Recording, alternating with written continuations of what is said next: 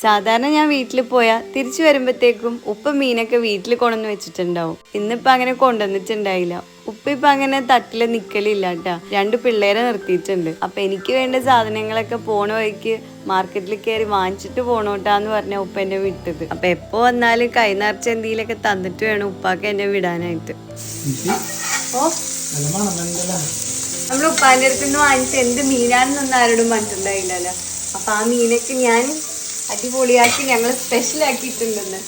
ഇതൊന്നും ഉണ്ടാക്കുന്ന വീഡിയോ ഒന്നും എനിക്ക് എടുക്കാൻ വേണ്ടി പറ്റില്ല. കാരണം ഈ കൂന്തൽ ക്ലീൻ ചെയ്ത് വരുമ്പോൾ തന്നെ എൻ്റെ നടുപൊടിയും. അപ്പം അതിനോട് ഞാൻ എത്ര പറഞ്ഞാലും ഇപ്പം കേൾക്കില്ല. ആദ്യം കൊമ്പുണ്ടായപ്പോൾ എല്ലാം ക്ലീൻ ചെയ്ത് തന്നെ എന്നെ ചീത്താക്കി വെച്ചിട്ടുണ്ടായിരുന്നു. അപ്പൊ പണിയെടുക്കാൻ തുടങ്ങിയപ്പോൾ എനിക്ക് നല്ല മടിയാണ്. ഇപ്പൊ കാണിച്ചു കൊടുത്തായിരിക്കാം.